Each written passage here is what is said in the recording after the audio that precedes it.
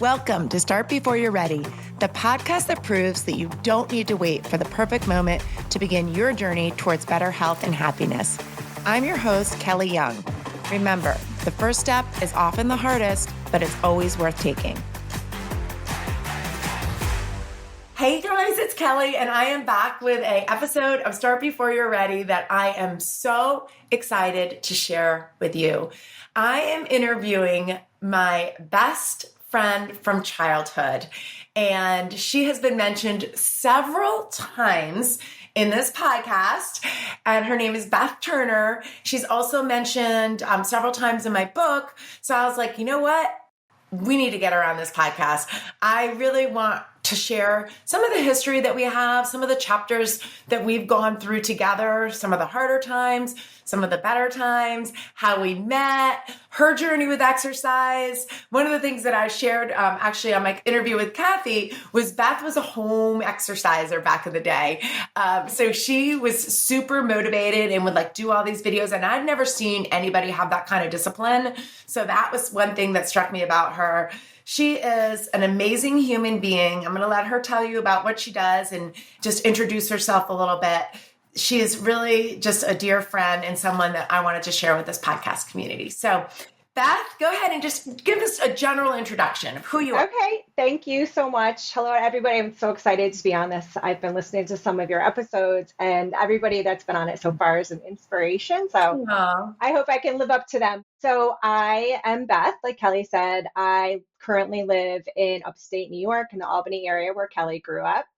And I am a speech pathologist by trade. I have been almost 30 years in this line of work, working with kids primarily with complex communication needs.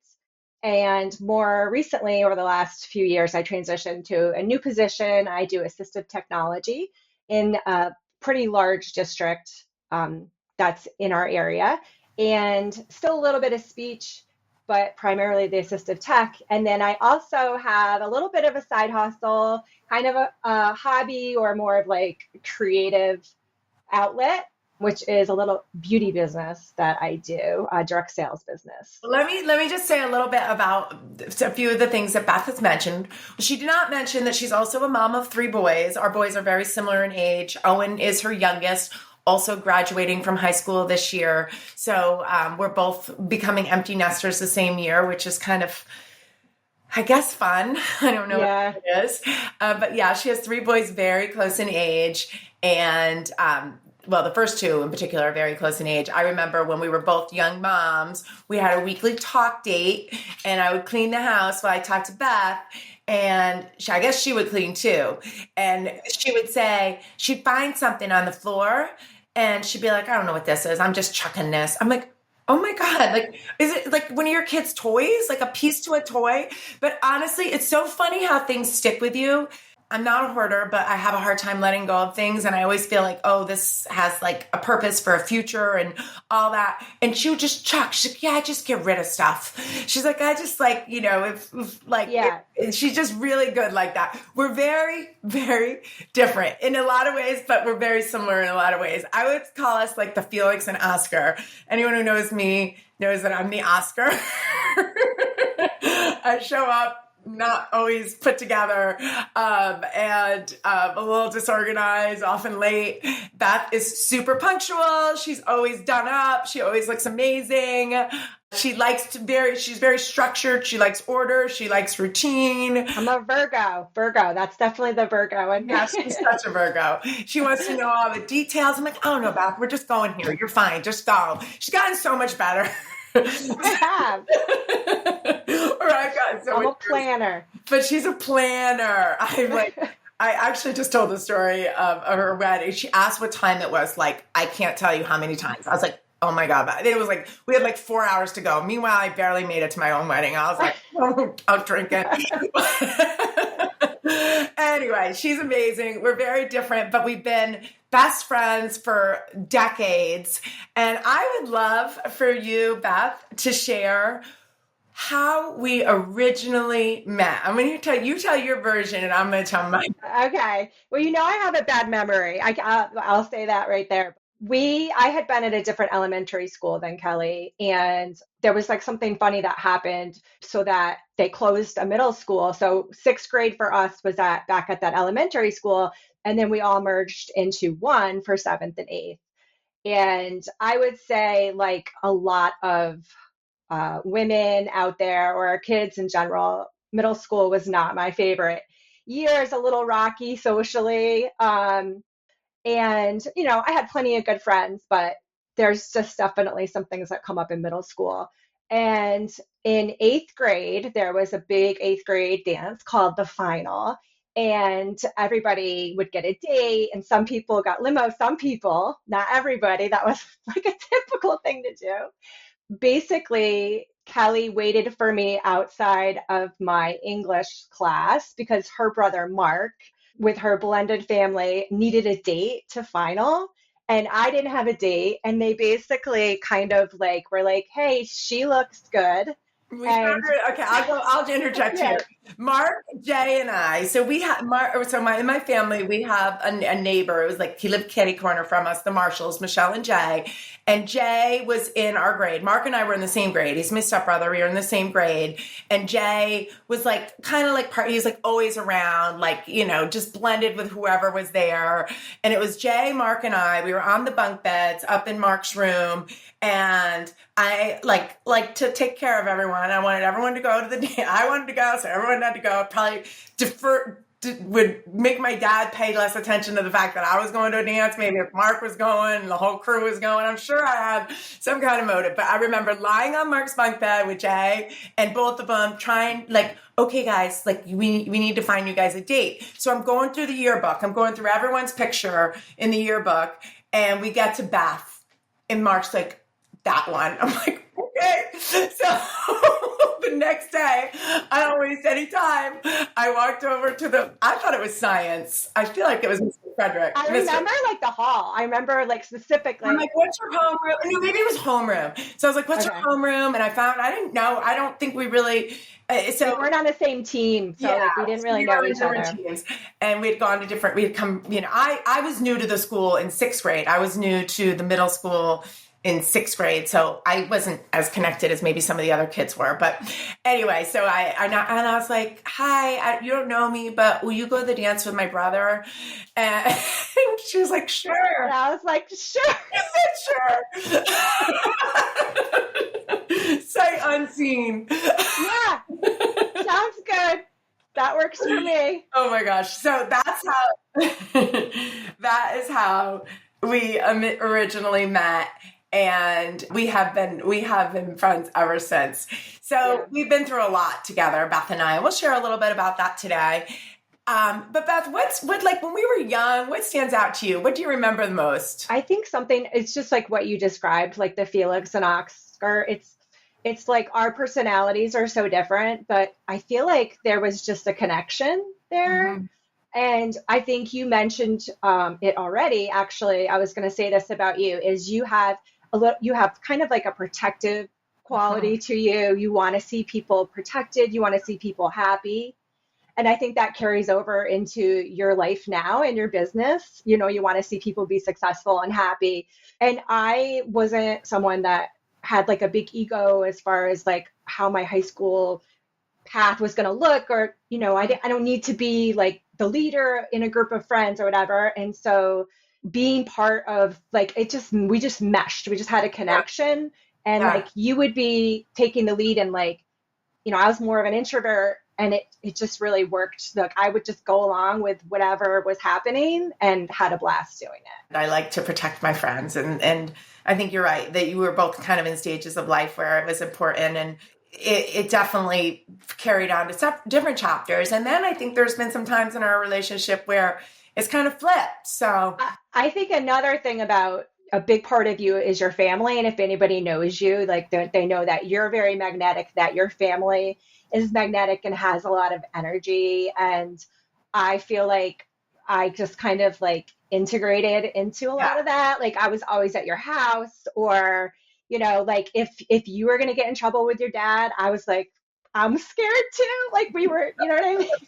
Like, I felt like part of that. I was like, I just kind of like Jay was like, I just felt like I was part of what was going on. That's so true. My dad loved Beth. My dad absolutely loved Beth. Well, what's Beth doing? What's Beth doing? I'm like, I don't know, Dad.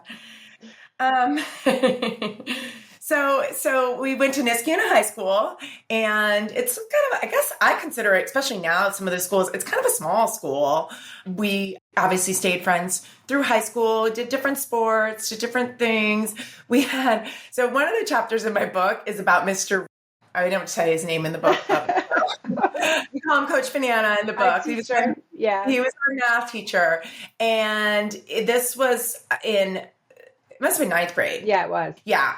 And he loved Beth, like loved her, like probably like, yeah. Anyway, so he just every day was like pampered Beth and Beth and Beth and Beth, and he hated me. I don't know why, but maybe like I was also a soccer player. He was a soccer coach. He's the one that called me fat. So there's he that had certain kids that he kind of like targeted. It was bizarre. Yeah, it was a little bit bizarre, but I remember Beth and I went on vacation together, and you could see from, just this, that I'm naturally dark and she's naturally fair. And I probably was outside one day and got super brown, and he's like, would you stay in the basement the whole time, Reynolds? He's like, did everyone think she was your mother? Because I look old. Yeah, the babysitter. They probably thought you were the babysitter on the beach. It's so mean. It was scary. It was very scary. Yeah. So in that same vacation, all right, then I'm going to get to the point, but in that same vacation, so I had gone away to Hilton Head with Beth's family, her sister Kathy and her parents. I'd never been on vacation with anybody before, never been to Hilton Head.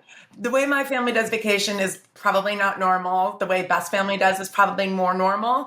But so we were in this complex, and it must have been spring. I was doing track, and I was supposed to go run. And I am a rule follower when it comes to discipline with sports. So I went out to do my run. I just walk out the door and I go run. Like, what's the big deal?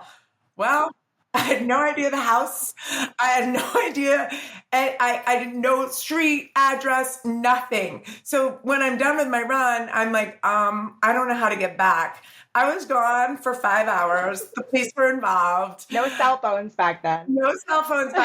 I met this couple, Kathy and Paul. And then the worst part was the only thing I knew to look, so Kathy and Paul kind of took me out. They were like, I was scared, and I was like, I need help. Like, what do you know about the house? And I was like, first of all, I went back. Is it Sea Pines? Yeah, I think so. Okay. That's where I went back there this year with my friends, the Brennans, and I was like, this is the neighborhood I got lost in. And I totally see why, because every house looks exactly. They really do, yeah. So I really felt redeemed on that. But anyway, so all I knew was the car. And I knew it was a New York State place. It was a station wagon, New York State place. And I might have even known the plate number. I think I was like good there. Well, they were out looking for me. So the only thing that I could have used was the car. So we ended up, I survived. I would like to say that things have changed, but when we went on a hike last summer in the woods, I was like, we just like took off in the woods, and I was like, is the season a path? Like, how are we finding our car? Should I be tracked? I think we did have to use like the Find My... Beth. Did we make it back? Somehow we found our way back. We did. Did we make it back? We were lost for a little while. We couldn't. Are we here right now, Beth?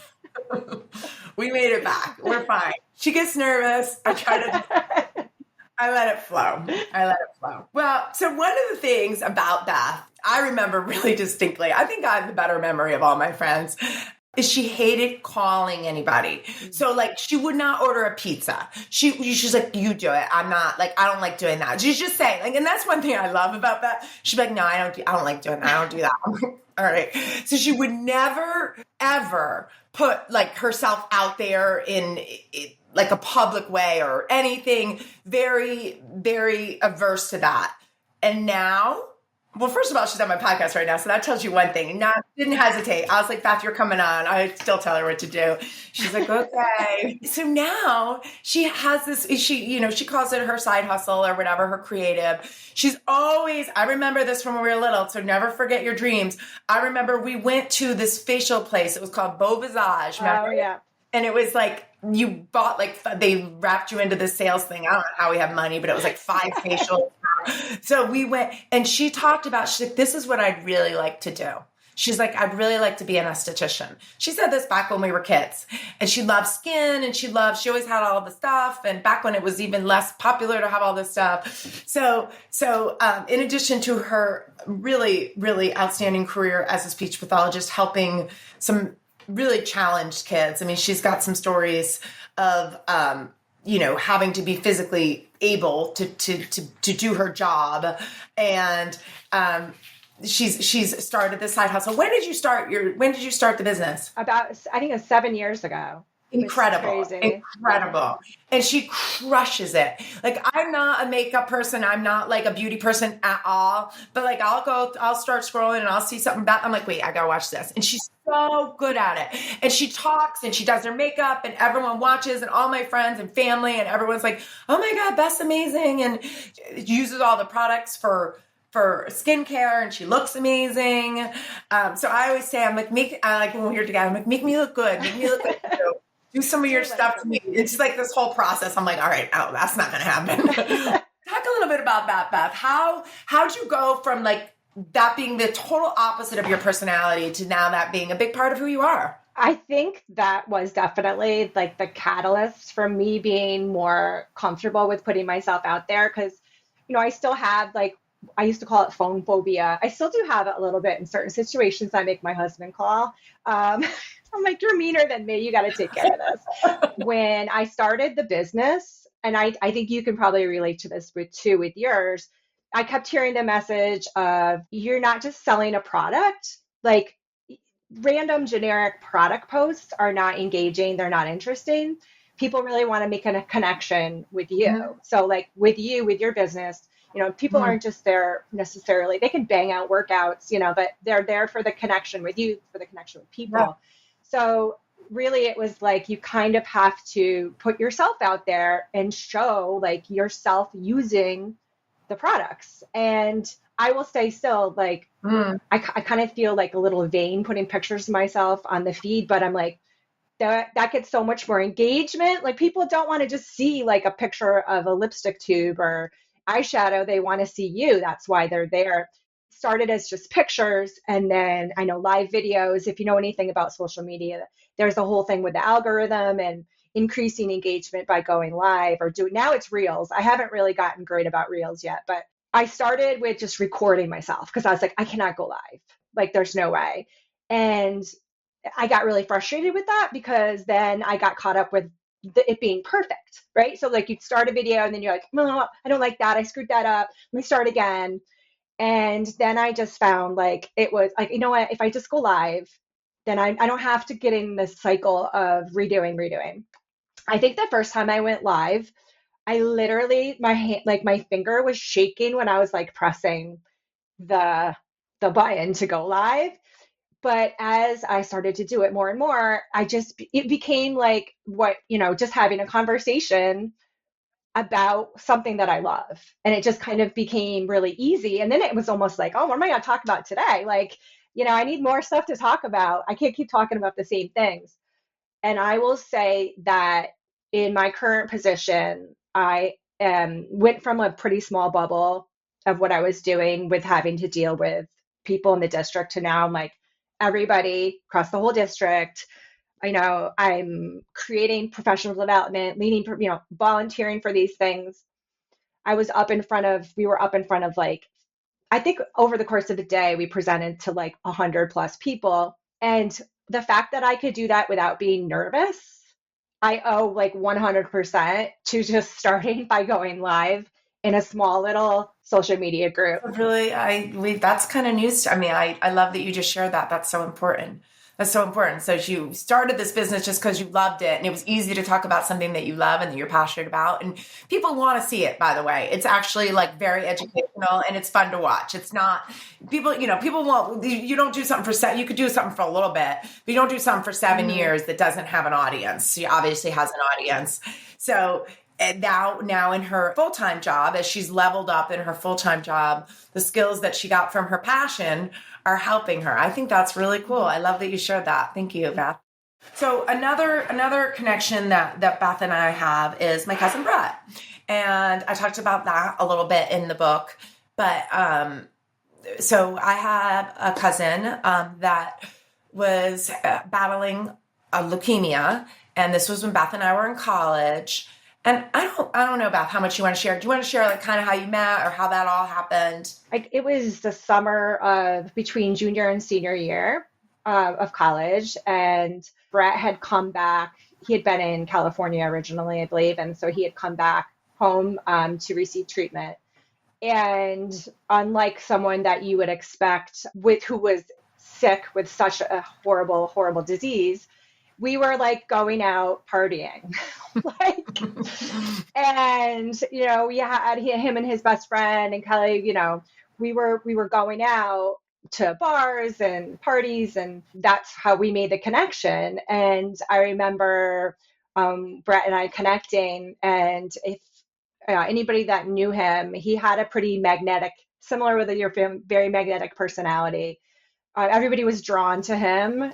He made things fun, like mundane, basic things. Like he lived big. When we started having a connection, actually, I was like shocked that he liked me. I was like, wait, what?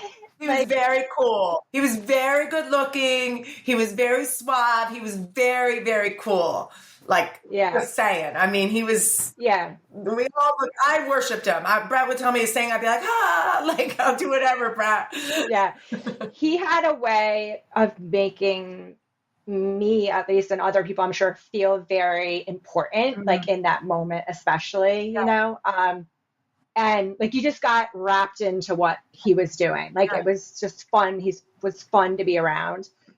So we ended up dating during that time period. So yeah. And, I don't want to botch up the details, but, eventually Brett needed to have a bone marrow transplant, and things became more serious. I think in the beginning it was just kind of like maybe we didn't know how serious it was. But even when he was hospitalized at Albany Medical Center, he would have us all go to his hospital room. He would call me and say, Kelly, I'm craving hot and sour soup. I remember he'd say something silly, like it had to be specific. I'm like, all right, Brett, I'll come. I'll bring you soup or whatever. I get there, there'd be like 10 people in the room. Now, Brett's sick as a dog. The last thing he's doing is eating soup. But he just wanted to bring everyone together in his room. Yeah. And he just would, and a lot of us didn't know, like some of them were other I don't know if this would even be allowed now, but we just supported Brett, and it was just a chapter of our life where we saw something as college students that was very different than in any other part of our life that we experienced. We saw sickness. We saw, we saw a lot, like his mom, just the way his mom supported him, and it was just so many lessons for us during this time of our life. And, we like to say, I said it, and I said it in the book, and I'll say it right here. I think Brett left Beth and I with a power. I can't explain it, but after he passed, I could do things that I couldn't do. So, sorry guys, I'm taking a deep breath, and I don't edit the podcast. I haven't edited it yet, and I'm not going to start now. So let me just continue to tell the story and be less emotional. So Brett passed away our senior year of college. We'd been out to Seattle with him when he got his bone marrow transplant. We were there. I think did you go to Buffalo too, Beth? I don't think I went to Buffalo. I have a terrible, I don't remember being in Buffalo. Yeah, I was in Seattle. I was out in Seattle for a while. Yeah. I remember we didn't have Starbucks in like Starbucks didn't exist. And my aunt was like, it's crazy here. She's like, everyone walks around with a cup of coffee and everyone's like buzzing. Like they talk like, I'm like, what? We'd never heard of Starbucks and then it was like kind of the beginning of like coffee. Right. When we were there. So our senior year of college, we decided, we were going to stick together. Our next chapter was going to be together. And I remember Beth, she was going to be a speech pathologist in a school, right? That was your track. Yeah. But you needed to go to graduate school for speech pathology. You needed to continue on. Yeah. And at that point in my life, and this was really the most pivotal decision, part of my calling to do what I do right now, was Brett, because I saw sickness and I saw weakness and I saw how much your health matters and how important your health is. I remember saying flat out, I was a communications major. And I was on a good path with that. I had great internships. I was, I definitely could have had a great career in that, but I was like, who cares about this? I don't care about this anymore. I'm like, nothing else matters if you don't have your health. And so I was just like, I got to figure out a way to help people with their health. That was all I knew. I didn't really know anything else. I didn't know what it looked like. I didn't know how I was going to do it. I wasn't strong in science and mostly that's, health, anything in medical is, a lot of science. Beth and I were going to go to graduate school together. I don't know why I thought I could go to graduate school for something I didn't go to undergraduate school for, but I am an optimist. And I was like, I'm going to go to graduate school for something in the preventive health science space.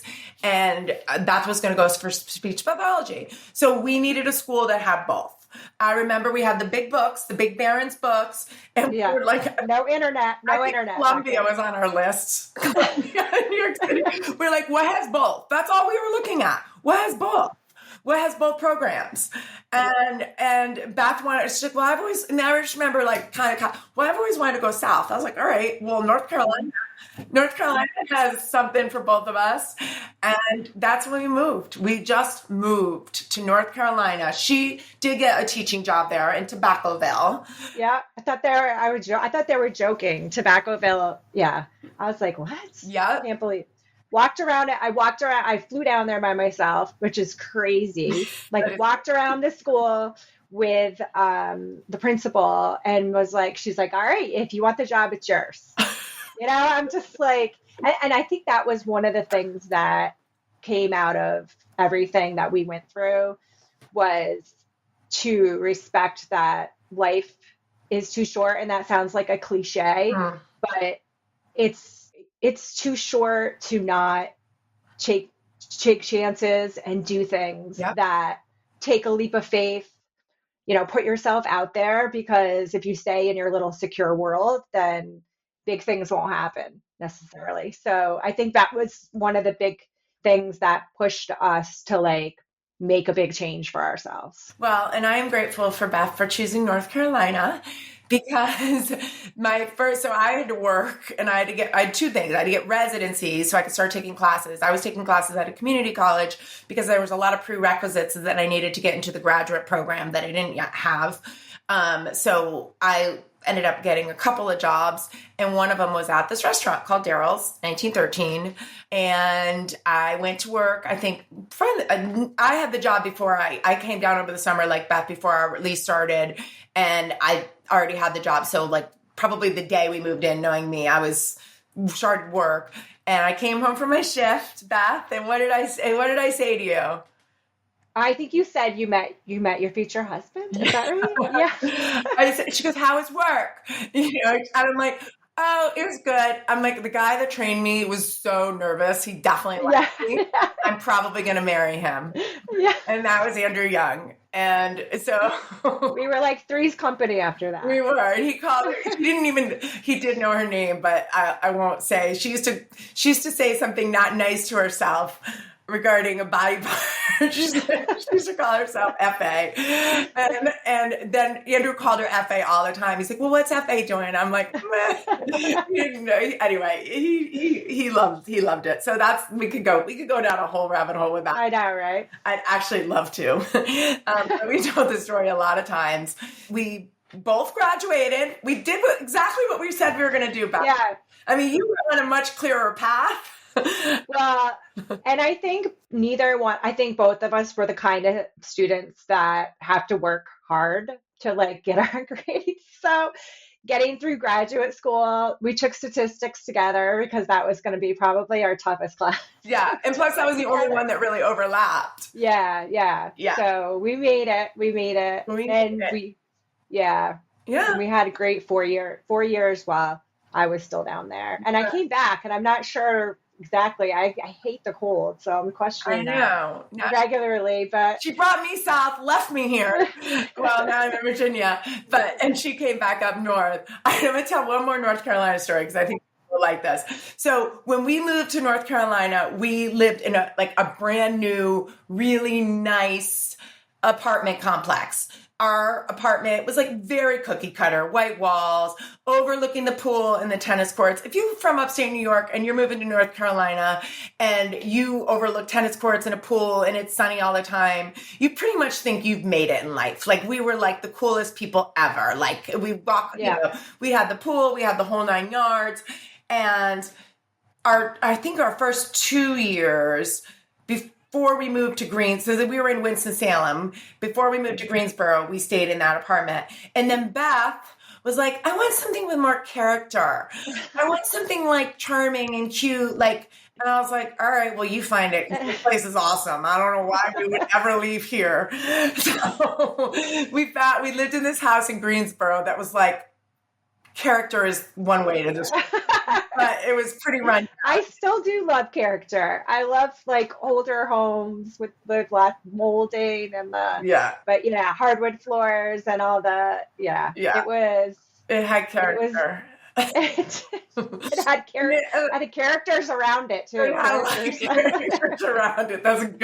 That's a perfect line. But one thing I remember too is you would be in your room. So this was a tape recorder. We're dating ourselves a little bit, but she had to record her lessons, or she had to record words and pronunciation. And I don't know, I was even though I was in my 20s, I acted like I was 10, and I would try to be silly and try to get on the recordings. I just remember sitting in her, I'm like, what are you doing? So that's where Beth would work out. I don't know how much we're going to talk about fitness because this is just we got to get to too good to talk about other things. But that's where Beth would do her videos. She would actually do them in a little sunroom, and she would do them in the sunroom. I remember coming and going, I'm like, what are you doing? She used to do this share video, and I swear I still do some of even though I didn't do the workouts with her, I would watch and listen to her, and Cher did this thing with a plie, lift your right heel, lift your left heel. I still do it. And it's brutal. It was brutal. I mean, she had a woman with her doing a trainer. A trainer. Yeah. And it was step, and then it was all these lunges and squats and it was really good. And abs too. Oh my God. Then you start going to the Y. The Y, and Ys are very big in North Carolina. And I worked at the Y in Greensboro for a while, but I must have taught or maybe I even subbed at the Y in Winston. Yeah. And it was big. The classes were big. And, back then I was young and I wasn't as confident as I am now. And I would send Beth into the locker room after class and be like, tell me what they say about me. Do they hate me? That's how insecure I was. I'm like, because they, the women would go in the locker room and talk about the class. And Beth would be like, she probably did say, she's like, they just said you're really bouncy. Like, what does that mean? I was 20 years old. I hope I was bouncy. Anyway, so again, Beth ended up moving up to upstate New York, back to upstate New York.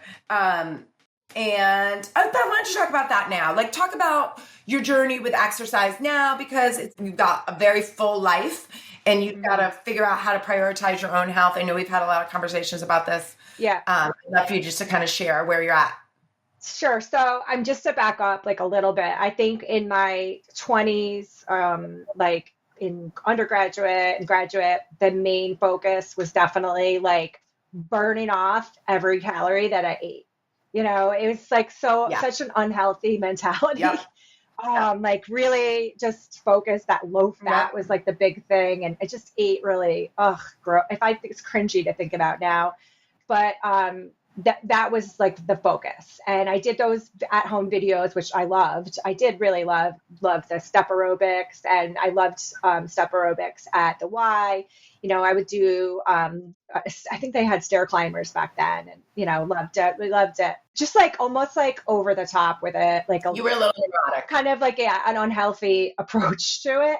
And then when I came back to New York and I got married and had kids right away, it kind of all went out the window. Like, I mean, I always like walk with the kids and stuff like that, but exercising was not a priority.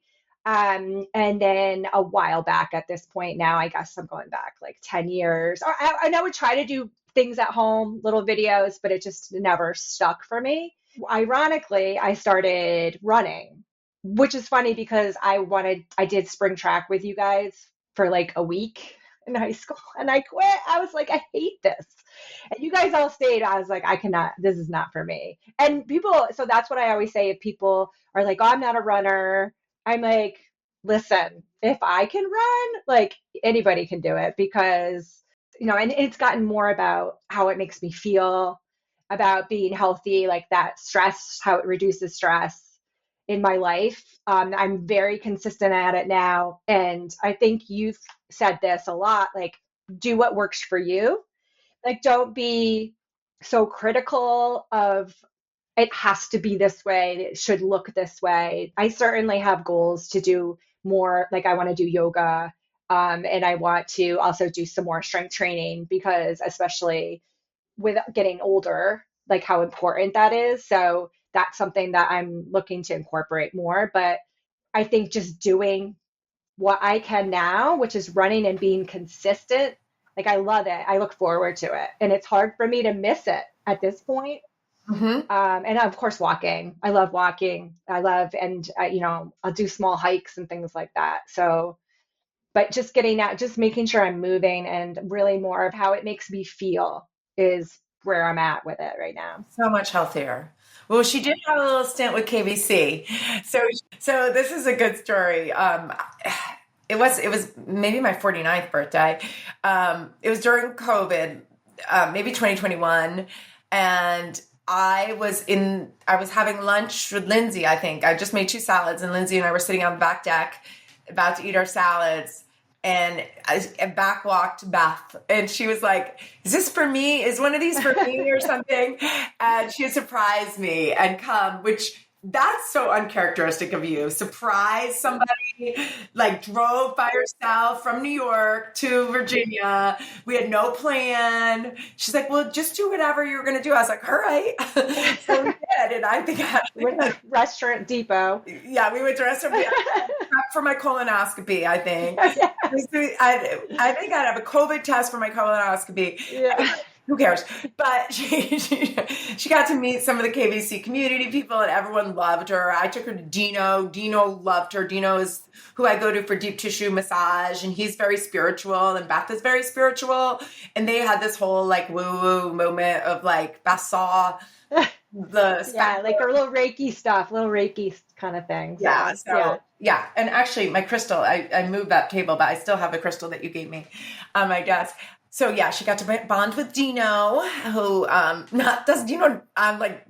Dino doesn't like anyone, Beth, and he oh Beth, how's your friend? How's your friend?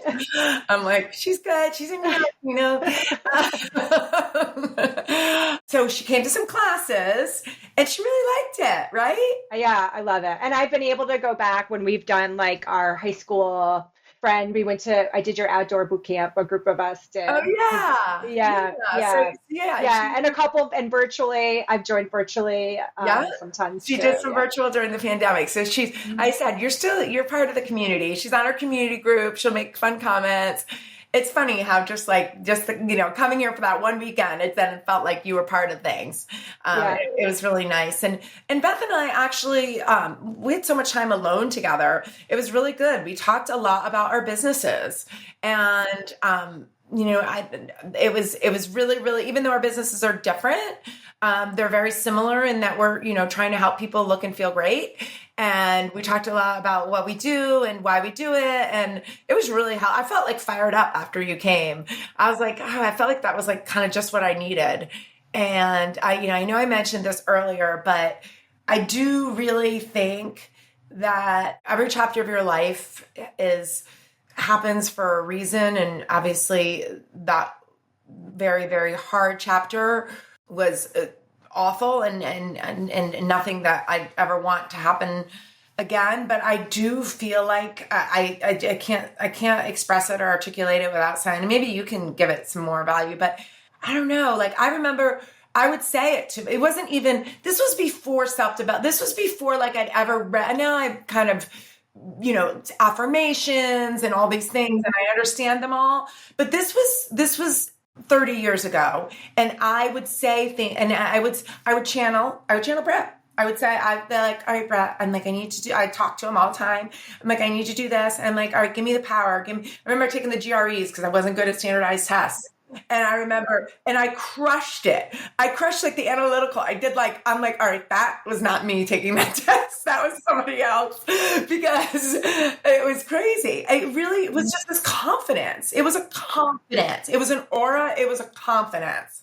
What would you say about that, Beth? Yeah, I mean, I think that's part of what, like the value that Brett saw in me gave me, because I was not a confident person at all. That gave me confidence to do some of the things that, like going to North Carolina and those type of making big moves and seeing more value in myself, for sure. Things happen for a reason and all that, not to minimize families that have been through traumatic experiences, because I don't think that feels very good.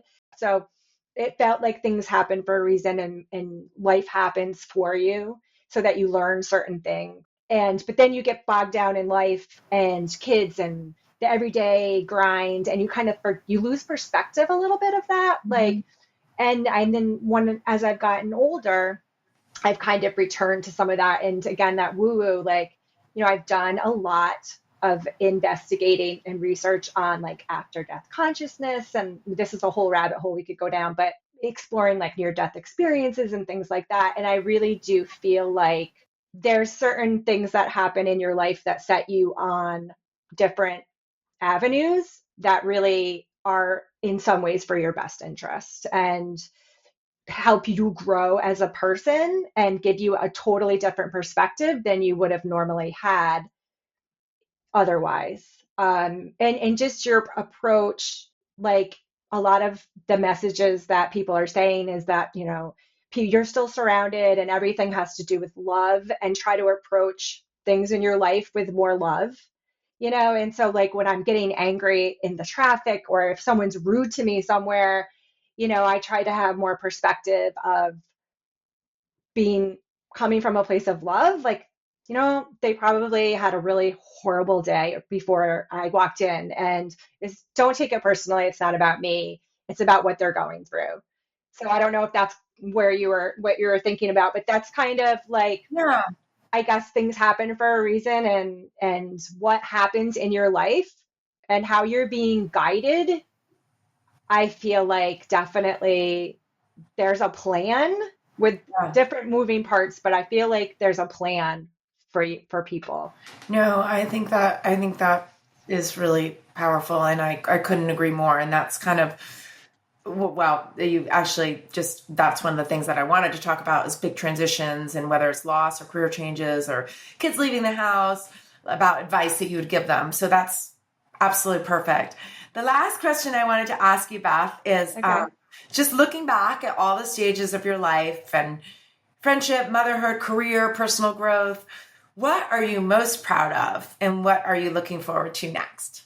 I would have to say my kids, and that sounds like so cliche, but they are such good people. And I'm going to get emotional. Yeah. They're good people. And I guess that's all you can, like, I don't want to, they've had accolades and they're successful, but they're not like the kids that are getting crazy awards and honor, but they, I think, approach life from a good place, and are, everyone that they meet that knows them and their work, they're hardworking. Like, we get so many compliments saying like what great people they are. And so I think, as much as we probably did things wrong in some ways, they've just turned out to be great people. And so I think that's the thing I'm most proud of. That's awesome. Yes. Yeah. I think they learned that from you, because you And what am I looking forward to? I forgot about that. Retire. I'm trying not to wish the next. I don't like when you do this. I don't like. I'm trying not to wish life away, but I hate getting up early in the morning. Okay. And I have to get up at 5:15 most morning. So I'm looking forward to retirement in that, just like having a slower pace, not being in the grinds. You're always busy. Like you have to be busy. You've had a much more demanding career. I mean, you every day. I mean, when you've done what you've done for as long as you've done it, I can imagine that that's something to look forward to. Yeah, sleeping in and taking big trips. I think, we both have kids that have done sports, and I love sports. Like my son's actually injured right now, and I'm like, what do I do with myself like on the weekends? Like it's sad. Like some moms are like, oh, thank God we have no baseball this weekend. And I'm like, I'm so sad that I'm missing out on all this, and that he's missing out on all this. Sports do impact your availability, and especially being in a school, like when you can take trips. So looking forward to taking trips in the future and seeing more of the world than I've seen. Coming back to Virginia. We definitely need a trip. We definitely need a trip. This conversation has been so much fun.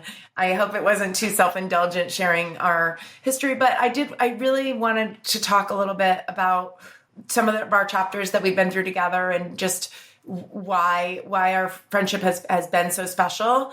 And I wanted to talk about Brett too, because he was a big part of my book, and he's been a big influence in my life, a big inspiration in my life.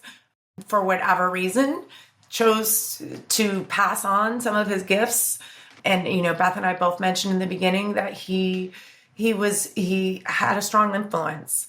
And it doesn't surprise me that he's been able to influence even after his passing. So it was really nice to talk about him. Thank you so much, Beth. And thank you for starting before you're ready. Thanks for having me. Is this your first podcast? That's my first podcast. You were so good. Yeah, I do have to admit, I was a little nervous about, but I was like, oh my gosh.